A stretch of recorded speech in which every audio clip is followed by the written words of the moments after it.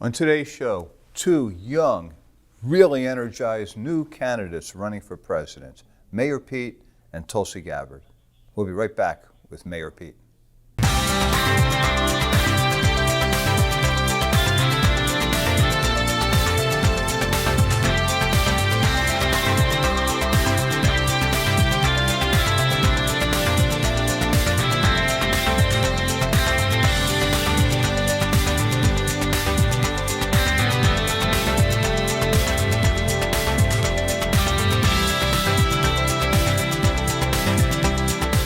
Now, here's Ed Bernstein. Okay, I'm here with Mayor Pete Buttigieg. Okay, now here's the problem. The number one, I intentionally did that, but the number one issue on the internet is how to pronounce your name. I mean, I have when you Google your name, it's like pronunciation is the number one challenge, right? Right. But I want to hear from you. Right. The tip. I know you've given some tips in the past. Yeah, so what we say is you say the word boot and then the word edge and then the word edge and you got it. Buttigieg. Just Okay, like that. but you also go boot, edge, but you also go boot, edge, judge. Or boot, edge, judge. Yeah, before we hit on the Buttigieg thing, we used to tell people to say Buddha and then say judge, and that gets you pretty close. But honestly, this is why most people back home just call me Mayor Pete. Oh, for sure. But your name is from Malta, right? Yeah, in fact, in Malta, where my father immigrated from, Right. it's a very common name. I wouldn't even be the first President Buttigieg in the world. There was one in Malta who lived a few doors down from my family, and they weren't even related. That's how common of a name it is there. What language do you speak in Malta? So there's a Maltese language, which is unique. Mm-hmm. It's the only Semitic language that's written in Roman characters. But they all speak English, too, because it used to be an English colony. Malta played a very big role in World War II because it was the one part of the Mediterranean that was not controlled by the Germans or the Italians. And so It's strategically located. For our viewers who don't know where it is, it's kind of between Europe and Middle East. Exactly. You draw a line from Sicily down to North Africa, it would cross through Malta. And so all through human history, it's been a place where various empires have passed through, very strategically significant. But that made it very hard on the Maltese people. They were bombed incredibly heavily by the Nazis during World War II.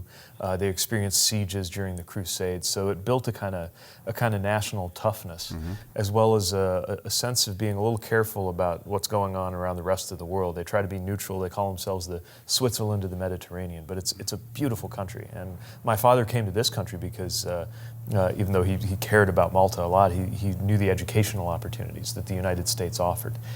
Came here, became a U.S. citizen, and then wound up in northern Indiana with my mom, and they were teaching at the university there. And I came on the scene pretty soon after that, and that's where Mom lives to this day. And before we pick up from that point, I wanted to ask you, does my Maltese dog really come from Malta?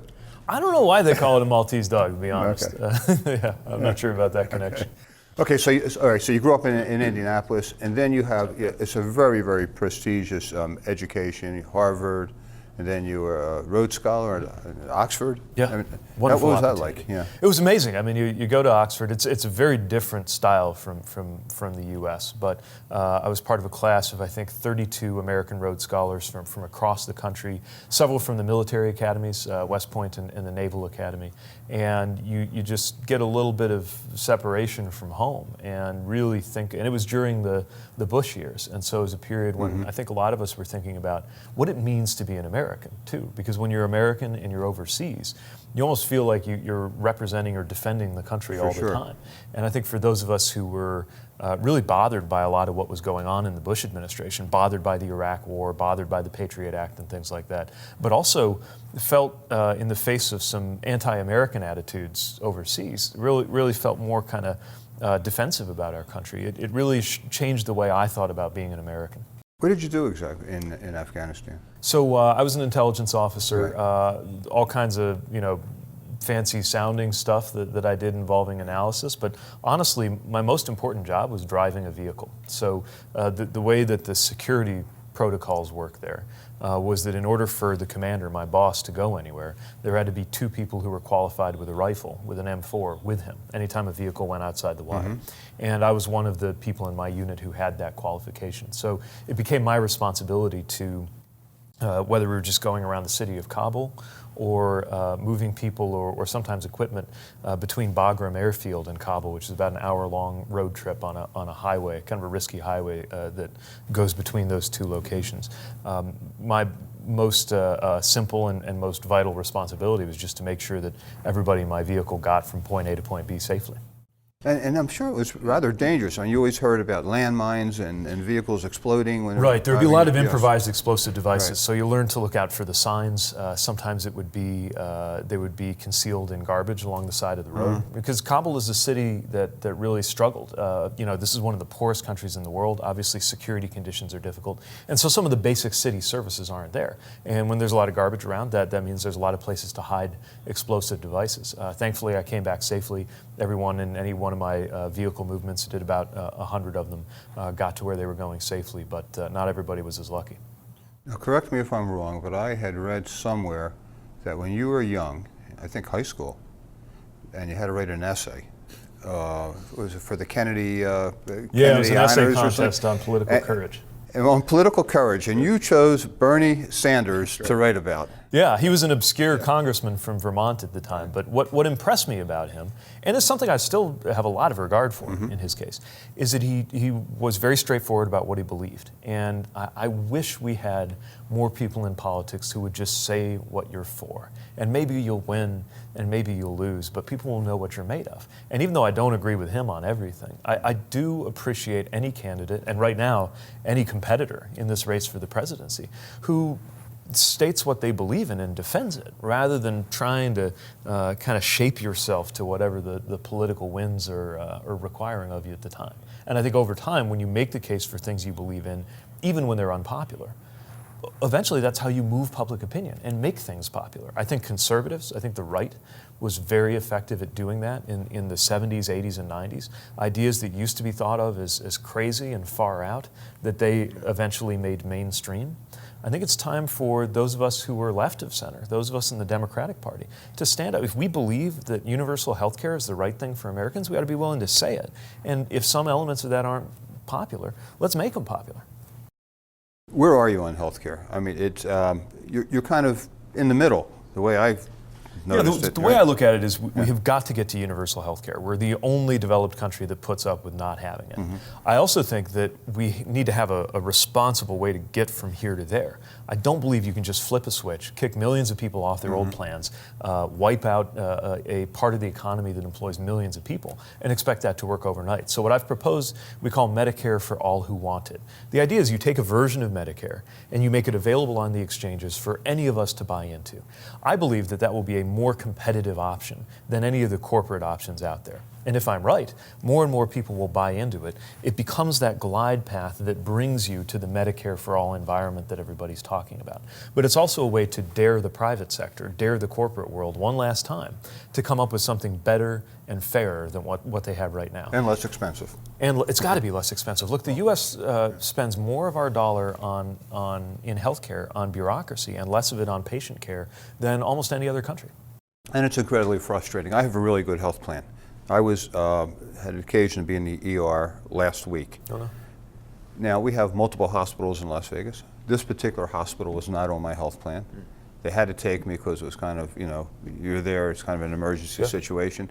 But the whole time I was there for 7 hours, they were trying to figure out how to move me somewhere else. Which is the last thing you should be worrying about in an now, emergency. if I had Medicare, this is the irony, if I had Medicare, it wouldn't have been a problem. Because if you ask most doctors, they would prefer to take Medicare other than the private insurance. Less paperwork and that tells you better something. benefits. I mean, don't get me wrong, we got to do a lot of things in Medicare too to tune up the system and improve it, but it's very clear that what we have now makes no sense. The last thing you should be thinking about when you're on your way to the emergency room is billing, insurance, and money. You're here with the big union convention, right? Unions are critical in the Democratic primaries. You have some positions that I wanted to ask you about. I mean, I didn't know until I started reading some of this that we used to pay time and a half for overtime over 40 hours. There's a federal law. Now in Nevada we do that. We're cool. I mean, we do everything right in Nevada, right? But But then Trump reversed that. That's right. So now you don't get paid time and a half overtime, over 40 hours? That's right. So the Obama administration set up a lot of rules. Look, in a way, minimum wage is almost meaningless if you're not getting overtime Right. as a salaried worker and you're in that kind of range, right? So it's very important that we pay attention not just to wages, but to things like overtime. Now, the Obama administration put in rules, and then they got struck down or taken out by the Trump administration. As an employer for the city of South Bend, for our city employees, we decided to keep honoring those overtime rules anyway. But I believe we need to bring those back nationally. The bottom line is that one job ought to be enough. If you're working hard and working full-time, you ought to be able to earn enough to do well, to take care of your family, maybe even to be a little generous to your Little League or church. That's not something that should be reserved for a tiny few. Part of the bedrock of American life is the idea that we have millions of Americans who work regular jobs and do well. And when they talk about the low unemployment rate, a lot of that is, correct me if I'm wrong on this, is because you have both spouses working jobs to keep the family going, and that's what you're saying. If you pay somebody enough, you wouldn't have to have both partners working. Yeah, that should be something for a family to work out for themselves what makes Right. the most sense for them, but it shouldn't be out of desperation. Right now, we've got unemployment numbers that are attractive, and we've got the Dow Jones going up, but in this country, life expectancy is going down. Wages for most Americans have barely budged the entire time I've been alive, if you look at inflation.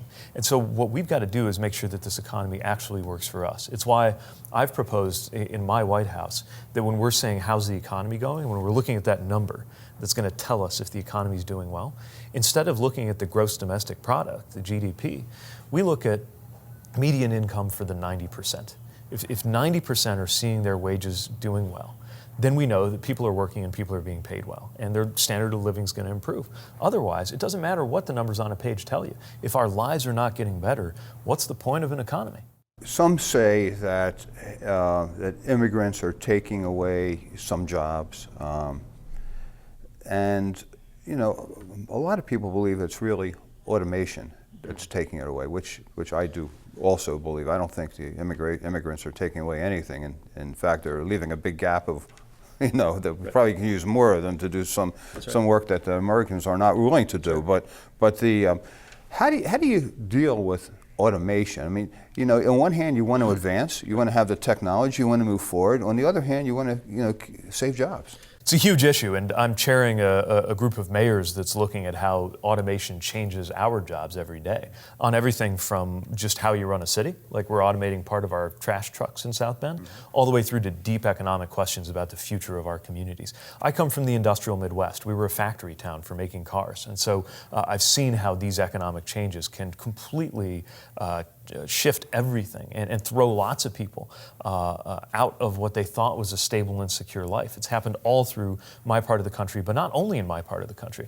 We hear a lot about automation of factory jobs, but everything from the job of a radiologist to the job of an accountant to the job of somebody ringing up cash at a McDonald's can and will change as a consequence of automation. Now, we can prepare for that, but we have to know that it's coming. And we have to make sure that Americans are secure through an economy that is going to change to where we have more and more jobs over the course of our lifetime. So the economy is still arranged around this idea that most of us will have one employer or one profession for all of our lives.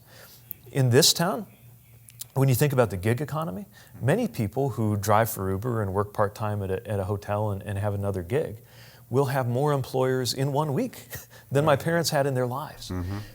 That's okay if we make sure that they're paid well, that they're protected, and that they have access to benefits. It's why I'm proposing that we have a sick leave system that you pay into across all of your different employers, and it goes into the same account. It's why I'm proposing that gig workers should be able to have access to unionization as well. We can take steps to make sure that an economy with a lot of automation is still an economy where we do well, but not if we stick to these 20th century systems. It just doesn't work. And it's happening. I can recall in the 70s when we had the whole gas crisis, that we started having self-serve gasoline.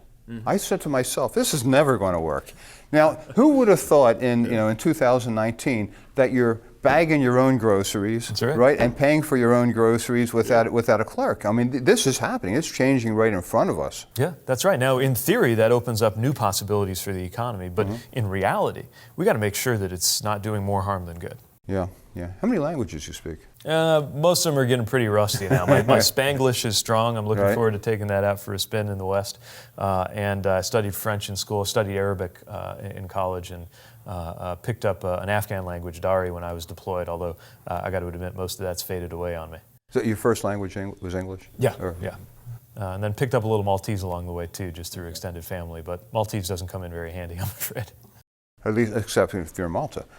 So let me ask you about your look. You got the no jacket. I mean, I have the opposite look. I have the no tie with the jacket, right? Jacket, no tie versus right. tie, no jacket. Right. So when do you make a decision to put the jacket on? Well, I try to be respectful of the environment that Right. I'm in, right? So when we're doing a presidential debate, I figure it's appropriate to have a jacket on. But most of the time, I just feel more comfortable with my sleeves rolled up.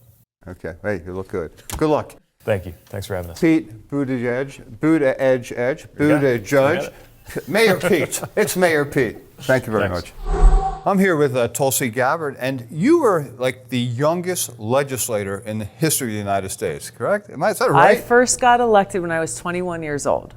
Now, in Hawaii. And what motivated you at 21 to get into politics? My love and passion for protecting our environment.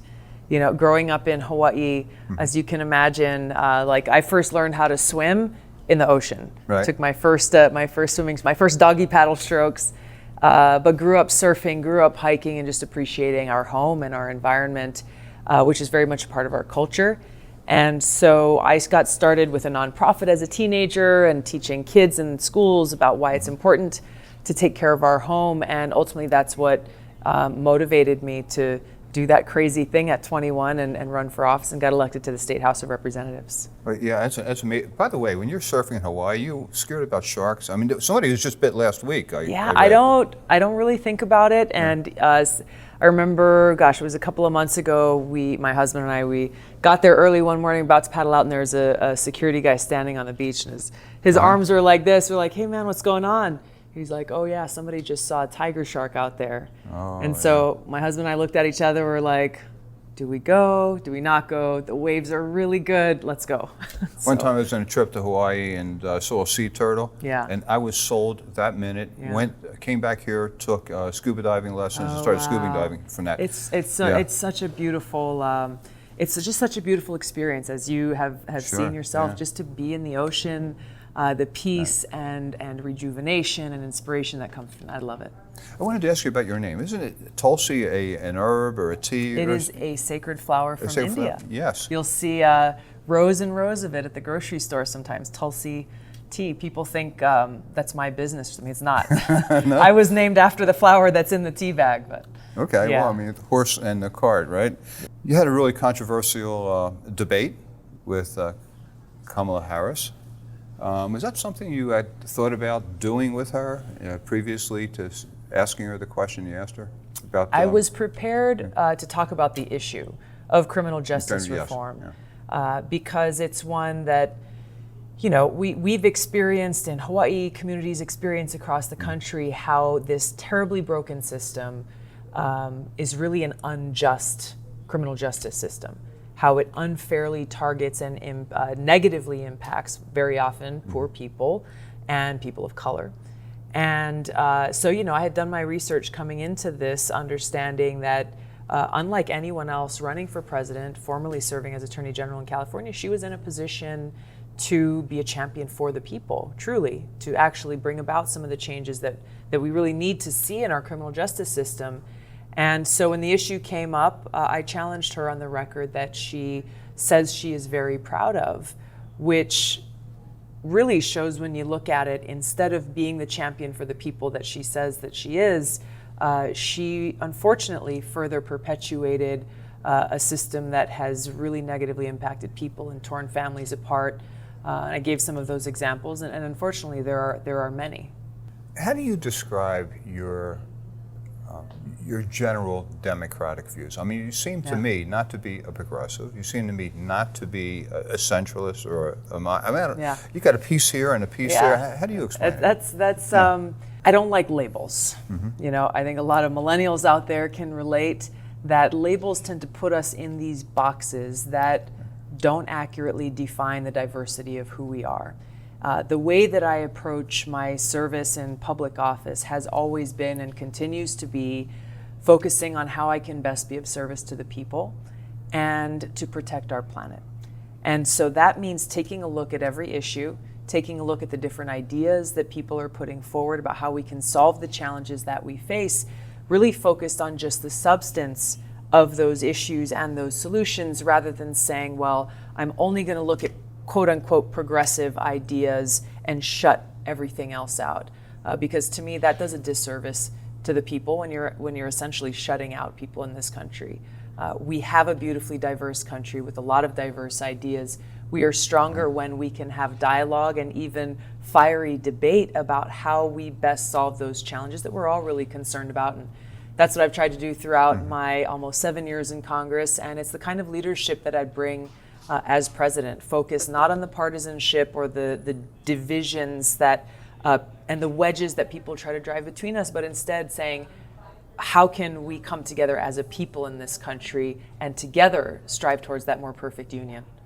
When you enlisted, you were at that time were in the city council, or I was in the state legislature. legislature. Actually, this was after 9/11. Right. I was already in the state legislature in Hawaii, and actually took my oath of enlistment on the floor of the State House of Representatives, and then shipped off shortly thereafter for basic training. Was 9/11 the motivation? It was like so many people in Right. the country. You know, that was a day of huge impact in my life that completely changed everything about where I thought my life was going to go. And you were so far away from it. I mean, you're as far away from New York and Washington as you Geographically could have on been, the other right? side of the country, Yeah. but it hit me deeply as an American, just like it did all of us across the country. You know, being 6 hours behind New York, we woke up to what was happening Right. after it had already happened, and just to flip on that television set and see those images that are seared in all of our minds, I knew that I wanted to find a way to serve my country and to go after those who attacked us on that day. And that's really what drove me to enlist. Did you have a medical background? I didn't, actually. You kind of learned on the job, right? Yeah, well, I was talking with the National Guard, and I said, hey, where do you need a slot filled?